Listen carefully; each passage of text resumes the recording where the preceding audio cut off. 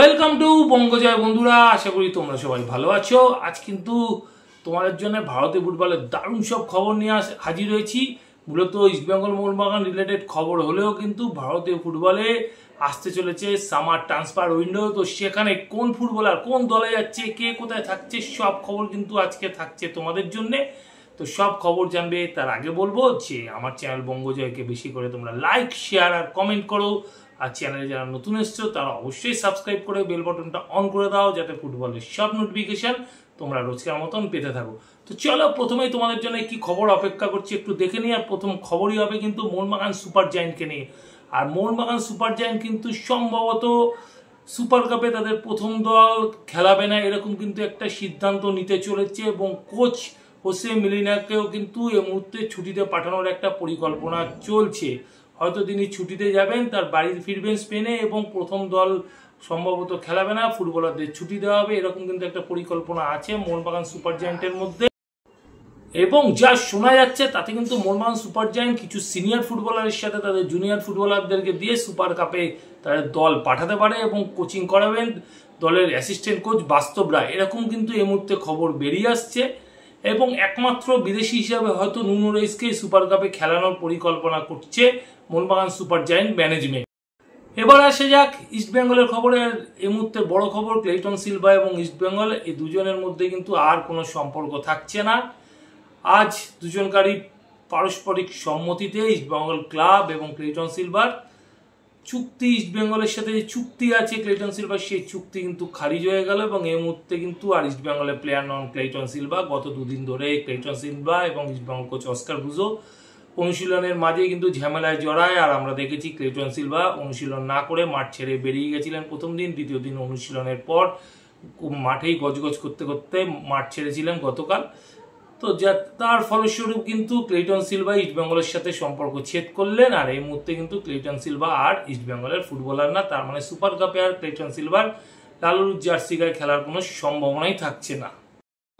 এবারে আসি ISL transfer নিউজের খবরে। আর ট্রান্সফার নিউজের প্রথম খবরই হবে জিতেন এমএস। এই ফুটবলারটির সাথে কিন্তু অনেক ক্লাবের নামই জড়িয়ে ছিল এবং অনেক ক্লাব কিন্তু এই ফুটবলারটিকে নেওয়ার ব্যাপারে ইন্টারেস্ট ছিল, ইস্টবেঙ্গল সহ মুম্বাই, গোয়ার মতন ক্লাবও। কিন্তু এই মুহূর্তে সব থেকে বড় খবর, জিতেন এমএস কিন্তু থেকে গেলেন নর্থ ইস্ট ইউনাইটেড। এবং নর্থ ইস্ট ইউনাইটেড সমর্থকদের আশ্বস্ত করে তিনি কিন্তু আরও দুটো মরশুমের জন্য কিন্তু নর্থ ইস্ট ইউনাইটেডে থাকার সিদ্ধান্তই নিয়ে নিলেন বলে শোনা যাচ্ছে। তার মানে জিতেন এমএস কিন্তু আর ক্লাব পরিবর্তন করছেন না। তার সাথে কিন্তু আরও একটা ভালো খবর, আরও এক মরশুমের জন্য কিন্তু নর্থ ইস্ট ইউনাইটেডে থেকে গেলেন এবারের গোল্ডেন বল এবং গোল্ডেন বুট উইনার বিদেশি ফুটবলার মরক্কান আলাদিন নাজেইরা। আলাদিন নাজেইরা শোনা গেছিল ক্লাব ছাড়তে পারেন, কিন্তু এই মুহূর্তে সব থেকে ব্রেকিং নিউজ, ক্লাবের চুক্তিতে সম্মতি জানিয়ে কিন্তু আলাদিন নাজেইরা কিন্তু থেকে যাচ্ছে নর্থ ইস্ট ইউনাইটেডেই।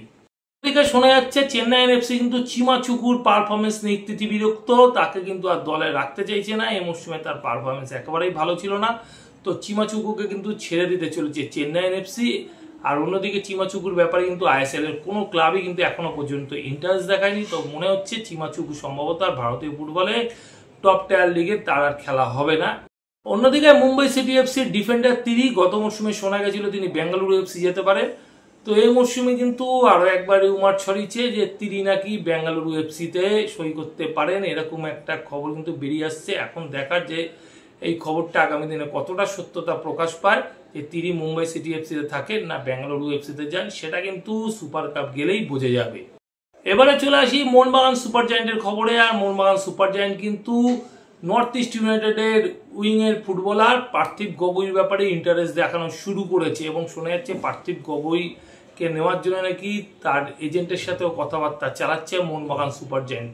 মোহনবাগান সুপার জায়ান্টে মানবীর লিস্টন কুলাসের মতন উইঙ্গার আছে, কিন্তু এই দুই ফুটবলের পরিবর্তে ফুটবলার হিসেবেও কিন্তু দলটাকে তৈরি করতে চাইছে মোহনবাগান সুপার জায়ান্ট আরও এক ফুটবলারকে এনে। তো ভালো উইঙ্গার কিন্তু পার্থিব গগৈ যথেষ্ট ভালো একজন উইঙ্গার। তো এই ফুটবলারটি কিন্তু আসন্ন মৌসুমে নিজেদের দলে সই করানোর ব্যাপারে ইন্টারেস্ট দেখাচ্ছে মোহনবাগান সুপার জায়ান্ট।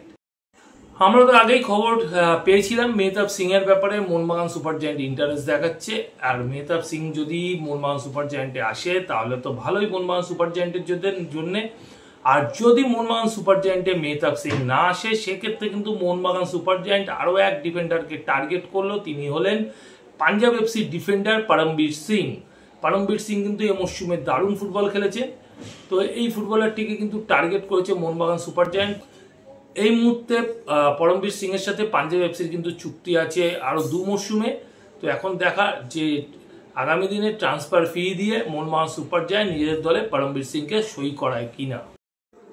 আর এবার মোহনবাগান সুপার জায়ান্টের কোচ হোসে মলিনার সাথে তো একটা মরশুম চুক্তি আরও সম্পূর্ণ করে ফেলেছে মোহনবাগান সুপার জায়ান্ট ম্যানেজমেন্ট। আর সেই দিক থেকে শোনা যাচ্ছে তাদের স্কটিশ ডিফেন্ডার টম অলড্রেড, এই টম অলড্রেডকে নাকি ছেড়ে দিতে পারে মোহনবাগান সুপার জায়ান্ট, এরকম কিন্তু একটা খবর বেরিয়ে আসছে। 34 বছর বয়সী ডিফেন্ডার এই মরশুমে কিন্তু যথেষ্ট ভালো ফুটবল খেলেছিলেন, কিন্তু তার বয়সটার কথা চিন্তা করে কিন্তু মোহনবাগান সুপার জায়ান্ট তাকে কিন্তু ছেড়ে দিতে পারে বলে কিন্তু এই মুহূর্তে শোনা যাচ্ছে, এবং তার জায়গায় নতুন কোনো ইয়ং বিদেশি ডিফেন্ডার আনার একটা কিন্তু পরিকল্পনা করছে Mohun Bagan super giant management.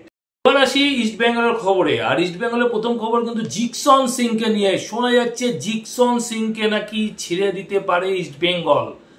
Oscar ব্রুজোর যে ট্যাকটিস আছে সেই ট্যাকটিসের সাথে নাকি মানানসই হচ্ছে না জিকসন সিং, আর সেই কারণেই নাকি তাকে ছেড়ে দিতে পারে ইস্ট বেঙ্গল। এখন দেখার ইস্ট বেঙ্গল তাকে মার্কেটে ওপেন করে দেয় কিনা আগামী দিনে। এবং যা শুনে যাচ্ছে জিকসন সিং এর জন্য 3 কোটি টাকার ট্রান্সফার ফি রাখতে চলেছে ইস্ট বেঙ্গল ম্যানেজমেন্ট। তো এত টাকা দিয়ে কোনো আইএসএল ক্লাব আগামী দিনে জিকসন সিংকে নেয় কিনা সেটা কিন্তু দিকে নজর কিন্তু রাখতেই হবে। এছাড়া জিকসন সিং এর মতন একজন ইউটিলিটি ফুটবলার যিনি মিডফিল্ড, সেন্ট্রাল মিডফিল্ড এবং সেন্টার ব্যাক 3টে পজিশনে কিন্তু খেলতে পারে। তো এরকম ফুটবলারকে যদি ছেড়ে দেওয়া হয় কতটা যুক্তিসঙ্গত সেটা কিন্তু তোমরা অবশ্যই কমেন্ট বক্সে জানিও। ফারুক চৌধুরী এই ফুটবলারটিকে নেওয়ার জন্য কিন্তু ইস্টবেঙ্গল যথেষ্ট ইন্টারেস্ট দেখাচ্ছে। ফারুক চৌধুরীর সাথে কিন্তু চেন্নাই এনএফসির চুক্তি কিন্তু সম্পূর্ণ হয়ে গেছে নতুন করে আমরা জানি, কিন্তু তারপরও কিন্তু ইস্টবেঙ্গলের ফুটবলারটিকে নেওয়ার ব্যাপারে ইন্টারেস্ট দেখাচ্ছে। গত মরশুমে আমরা দেখেছিলাম জিকসন সিংকে চুক্তির পরও কিন্তু ইস্টবেঙ্গল নিয়ে এসেছিল কেরালা ব্লাস্টার্স থেকে, ঠিক তেমনই কিন্তু ফারুক চৌধুরীর ব্যাপারে ইন্টারেস্ট দেখাচ্ছে ইস্টবেঙ্গল। তো এখন ফারুক চৌধুরীকে নিতে গেলে কিন্তু একটা মোটা টাকার ট্রান্সফার ফি চেন্নাই এনএফসিকে দিতে হবে ইস্টবেঙ্গলকে। তো দেখা যে চেন্নাই এনএফসির ঘর থেকে আগামী দিনে ফারুক চৌধুরীকে নিজেদের দলে তুলে আনতে পারে কিনা ইস্টবেঙ্গল। নিখিল প্রভু পাঞ্জাব এফসির এই মিডফিল্ডারটির সাথে কিন্তু ইস্টবেঙ্গল অনেকদিন ধরেই কথাবার্তা চালাচ্ছে এবং ইস্টবেঙ্গল এই ফুটবলারটিকে নেওয়ার জন্য যথেষ্ট আগ্রহী। তো শোনা যাচ্ছে শুধু ইস্টবেঙ্গল না, মুম্বাই সিটি এফসি এবং এফসি গোয়াও কিন্তু নিখিল প্রভুকে নেওয়ার জন্য ঝাঁপিয়েছে।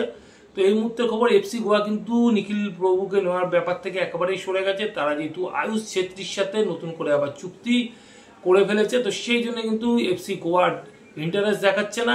আর এই মুহূর্তে কিন্তু ইস্টবেঙ্গলের প্রতিদ্বন্দ্বী হয়ে রেসের একমাত্র টিকে আছে মুম্বাই সিটি এফসি। তো দেখার আগামী দিনে নিখিল প্রভু কোন দলে সই করে, ইস্টবেঙ্গল না মুম্বাই সিটি এফসিতে।